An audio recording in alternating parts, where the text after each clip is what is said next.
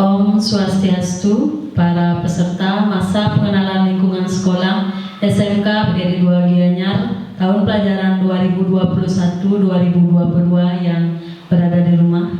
Pada kesempatan kali ini, saya di hari kedua masa pengenalan lingkungan sekolah, saya hadir untuk membawakan materi tentang kurikulum SMK PGRI 2 Gianyar. Pertama-tama terlebih dahulu Ibu memperkenalkan diri. Nama Ibu sendiri adalah Niluh Putu Warmini, SPD. Di SMK PGRI 2 Gianyar, Ibu ditugaskan sebagai Wakil Kepala Sekolah dalam bidang kurikulum. Di samping itu juga Ibu ditugaskan sebagai guru mata pelajaran Bahasa Indonesia di kelas 11 dan kelas 12. Sebelumnya Ibu mengucapkan selamat bergabung kepada kalian anak-anak kelas 10 SMK PGRI 2 Gianyar tahun pelajaran 2021-2022 walaupun masih dalam masa pandemi COVID-19. Tetapi itu semua tidak akan mengurangi rasa kebersamaan kita walaupun lewat virtual. Baiklah, Ibu langsung saja ke pengenalan kurikulum SMK PGRI 2 Gianyar. Ya, yang pertama perlu diketahui bahwa apa itu kurikulum ya. Kurikulum itu merupakan kumpulan rencana, tujuan, materi pembelajaran dan bahkan cara mengajar yang digunakan sebagai pedoman oleh para pengajar demi tercapainya tujuan akhir pembelajaran. Ya, masing-masing guru sudah barang tentu memiliki tujuan akhir pembelajaran. Misalnya kalau Ibu mengajar bahasa Indonesia, tujuan akhir dari pembelajaran bahasa Indonesia yang disampaikan kepada anak-anak itu semacam apa? Itu semua guru pasti memilikinya. Kemudian tujuan utama dari kurikulum adalah untuk mempersiapkan peserta didik agar dapat menjadi pribadi serta warga negara yang kreatif, inovatif, beriman, dan juga afektif ketika berada pada lingkungan masyarakat nantinya, ya. Setelah kalian belajar dari SMK selama 3 tahun, itu kemudian kalian diharapkan memiliki jiwa yang kreatif, jiwa yang inovatif, beriman sudah pasti, dan tentunya afektif untuk masa depan kalian di masyarakat. Nah, sebelumnya di sini di kurikulum pertama termuat ada apa sih tujuan dari pendidikan menengah kejuruan. Kalian kan sekolahnya di SMK, sekolah menengah kejuruan. Tentunya kalian harus tahu dulu apa itu sekolah menengah kejuruan, kemudian apa tujuannya, apa perbedaannya antara sekolah menengah atas dengan sekolah menengah kejuruan. Kalian sudah berani mengambil keputusan untuk bersekolah di SMK, sudah pasti mempunyai arah pandang ke depannya. Mau jadi apa saya nantinya? Kalau dilihat secara secara umum, kalau kita bandingkan antara SMA dengan SMK itu jelas berbeda ya. Kalau SMA sekolah menengah atas, SMK sekolah menengah kejuruan. Apa perbedaannya? Itu bisa dilihat dari orientasi, gitu ya, orientasi lulusannya. Kalau dari segi materi, kalau di SMA biasanya itu proporsinya di 70 berbanding 30. 70% itu teori dan 30% itu praktek. Kalau di SMK itu proporsinya 50% teori dan 50% praktek. Ya, nanti kalian setelah di kelas 11 ada program prakrin itu misalnya. Kalian diberikan praktek dulu di kelas 11, diberikan berhubungan dengan dunia kerja dan dunia industri. Artinya anak-anak SMK itu yang dipersiapkan adalah skillnya, kemampuan atau keahliannya. Kalau anak-anak SMK nanti setelah lulus, mereka tujuannya itu untuk siap menempuh pendidikan di perguruan tinggi. itu dipersiapkan skillnya untuk bisa terjun langsung ke dunia usaha dan dunia industri. Itu perbedaan yang mendasar. Di sini ada visi SMK PGRI 2 Gianyar. Kalian sebagai peserta didik harus tahu apa sih visi dari tempat saya bersekolah gitu ya. Visi dari SMK PGRI 2 Gianyar adalah menjadikan SMK PGRI 2 Gianyar sebagai pusat pendidikan dan pelatihan dalam bidang akomodasi perhotelan dan tata boga yang berstandar nasional untuk menghasilkan insan yang berkarakter, cerdas, kompetitif, dan unggul. Ya. Di SMK PGRI 2 Gianyar ini ada 2 program keahlian. Yang pertama ada akomodasi perhotelan dan ada program kalian tata boga. Tuh. Masing-masing program kalian ini memiliki struktur kurikulum apa saja yang muncul di perhotelan dan apa saja yang muncul di tata boga. Ya. Di sini ada struktur kurikulum perhotelan dan jasa pariwisata, bidang studi kaliannya pariwisata, program studi kalian perhotelan dan jasa pariwisata, kompetensi kalian adalah perhotelan.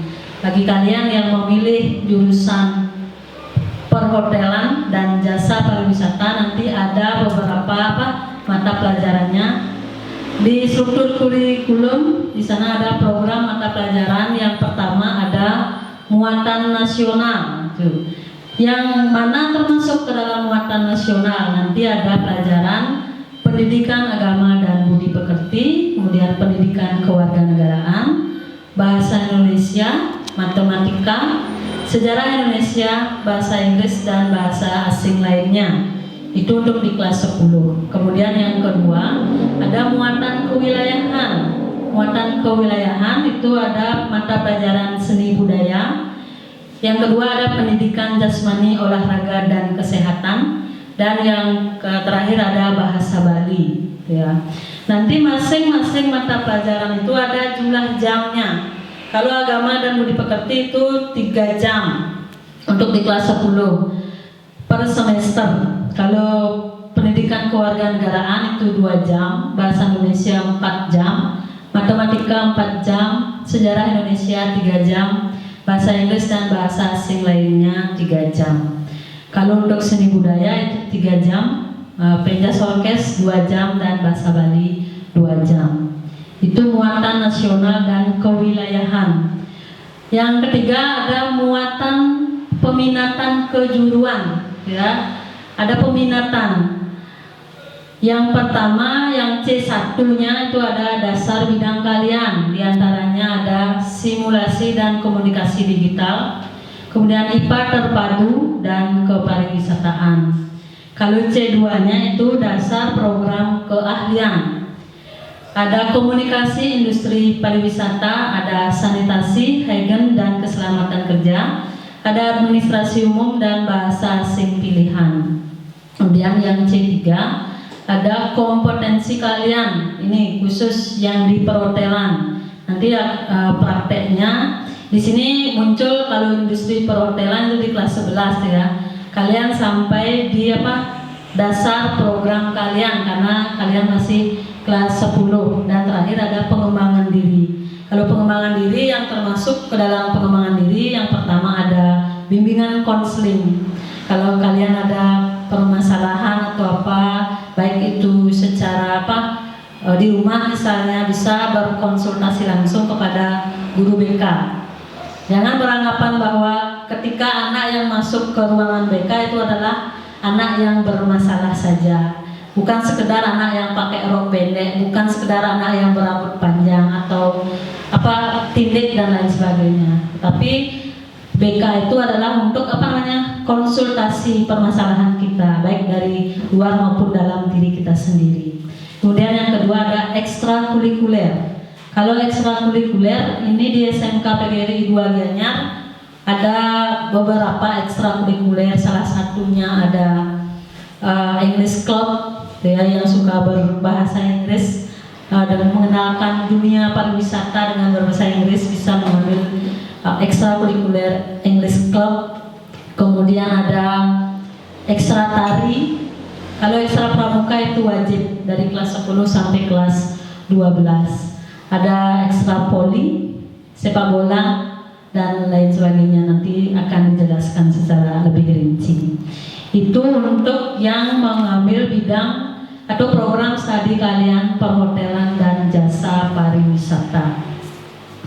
Untuk yang struktur kurikulum perhotelan, kompetensi kalian tata boga itu sama. Ada muatan nasional, ada muatan kewilayahan, ada dasar bidang keahlian, ada dasar program keahlian, ada kompetensi keahlian. Kalau kalian di kelas 10 tentunya untuk kompetensi keahliannya belum, kalian hanya mendapatkan materi untuk di dasarnya saja. Kalau untuk muatan nasional dan muatan kewilayahan serta dasar bidang keahlian itu sama seperti yang di perhotelan. Mata pelajarannya sama. Yang membedakan di sini hanya pada dasar program keahliannya. Kalau yang memilih jurusan tata boga, nanti di dasar program kalian akan mempelajari materi tentang keamanan pangan, sama juga sanitasi, higien, dan keselamatan kerja termasuk juga. Kemudian pengetahuan bahan makanan. Kalau sudah berani memilih program kalian tata boga, tentunya kalian belajar tentang pengetahuan bahan makanan. Segala jenis makanan itu harus dipahami. Kemudian boga dasar. Kemudian ada ilmu gizi, karena berhubungan dengan makanan sudah barang tentu ada kaitannya dengan ilmu gizi. Kalau untuk kompetensi keahlian, nanti di kelas 11 akan ada beberapa mata pelajaran ya. Untuk kalian yang di kelas 10 cukup sampai di dasar bidang kalian atau C1. Itu sedikit gambaran tentang struktur kurikulum yang ada di SMK PGRI 2 Gianyar. Baiklah Nana, karena itu cuma sekilas, itu hanya sekilas gambarannya saja. Untuk materi pengenalan kurikulum 2013 di SMK PGRI 2 Gianyar, Ibu cukupkan sampai di sini. Mudah-mudahan pandemi COVID-19 ini segera berakhir, kita dapat bertemu secara tatap muka, tidak bertemu di dunia maya lagi, gitu ya. Itu akhir kata Ibu tutup dengan Pramu Santi. Om Santi, Santi, Santi, Om.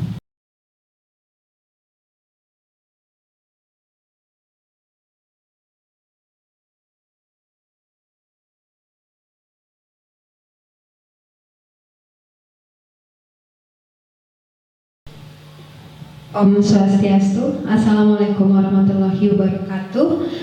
Sebelumnya Ibu ucapkan selamat datang kepada siswa-siswi baru di SMK PGRI 2 Gianyar atau yang biasa dan lebih terkenal dengan sebutan Baskara.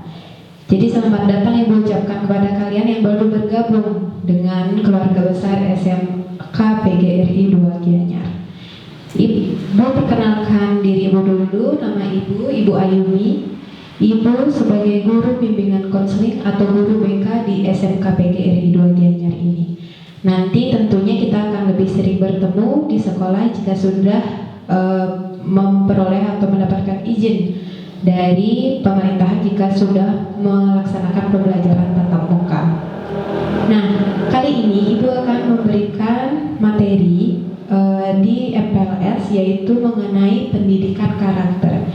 Kita akan membahas sedikit tentang pendidikan karakter karena memang untuk tahun ini dan tahun-tahun sebelumnya juga pendidikan karakter harus lebih giat dilaksanakan di sekolah.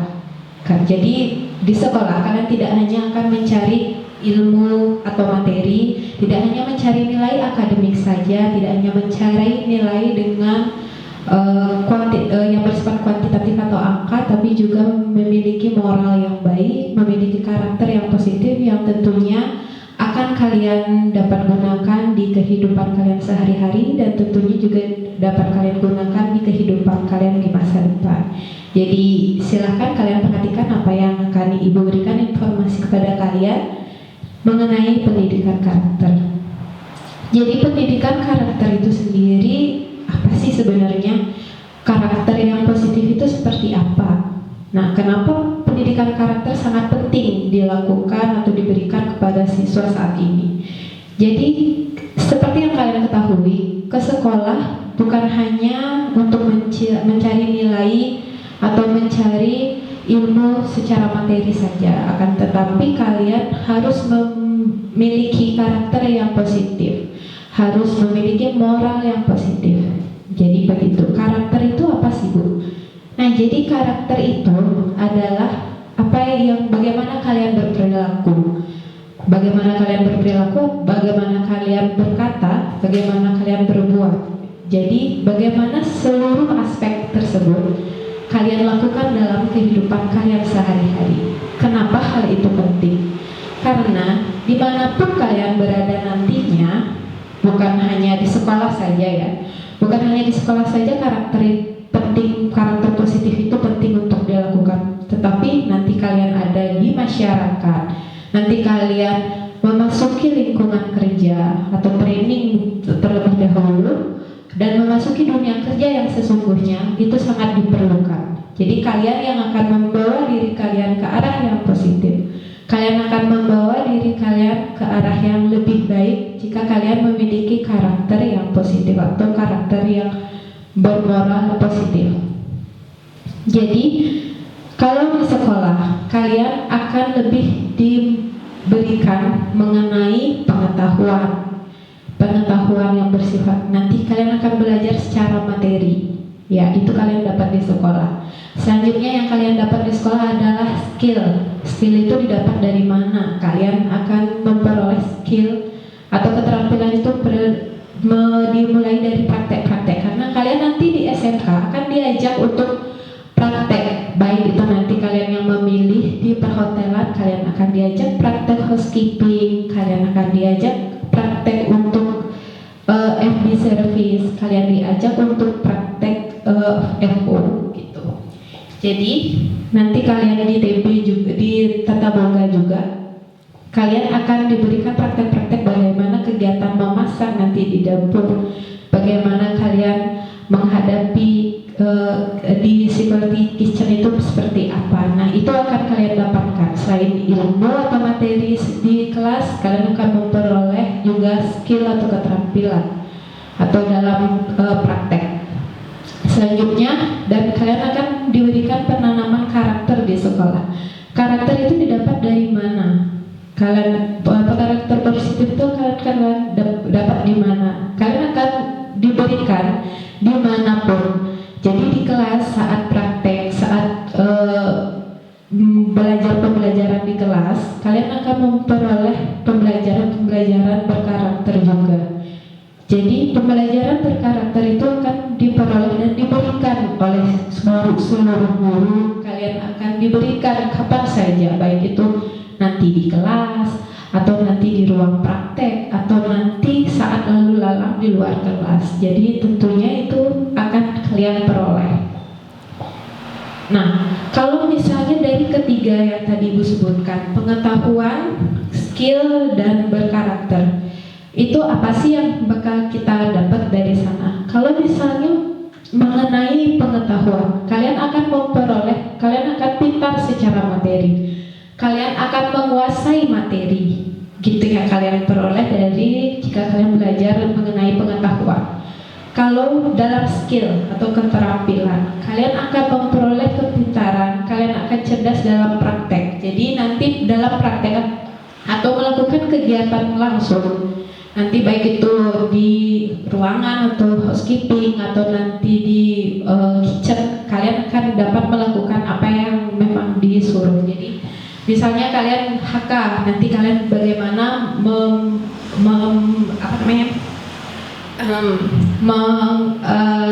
melakukan kegiatan di dalam room itu bagaimana caranya. Jadi kalian belajar praktek di sana.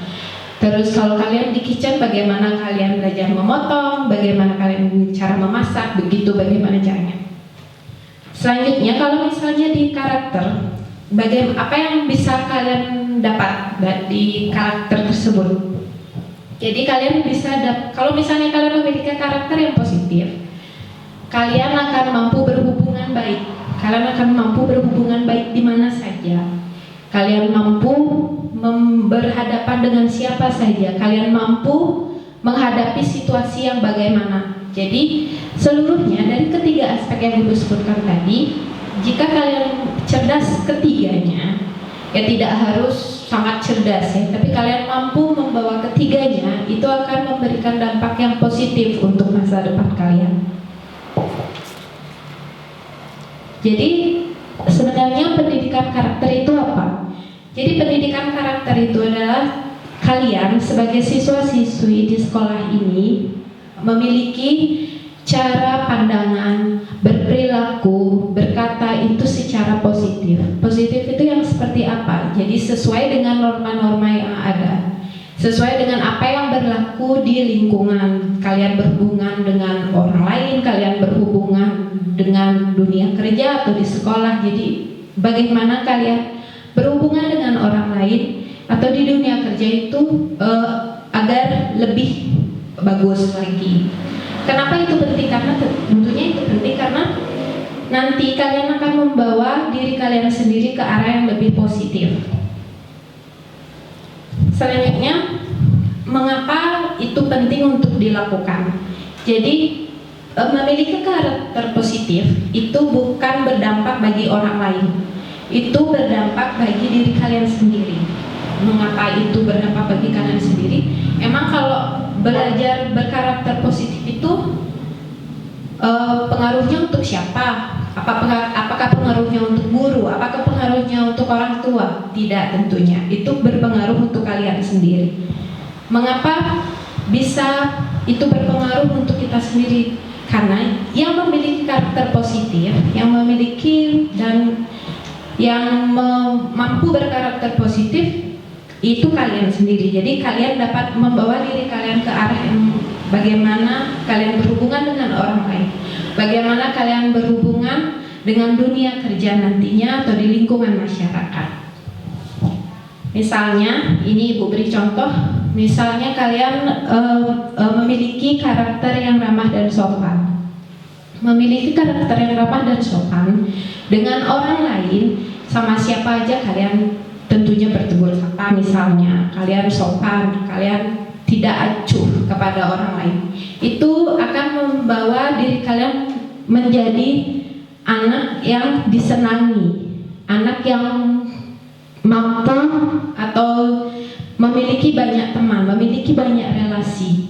Nah, jika kalian memiliki banyak relasi, nanti kalian akan lebih mudah mendapatkan informasi mengenai pekerjaan, kalian akan lebih mudah mendapatkan tempat untuk bekerja tentunya. Jadi secara tidak langsung itu akan memberikan dampak yang positif kepada masa depan kalian. Jadi kalau memiliki karakter positif, misalnya sopan atau ramah tersebut, bukan hanya saat itu saja digunakan, tapi lambat laun dia akan memberikan pengaruh kepada masa depan kalian. Nah, seperti yang tadi Ibu sampaikan, kalian ramah kepada orang lain,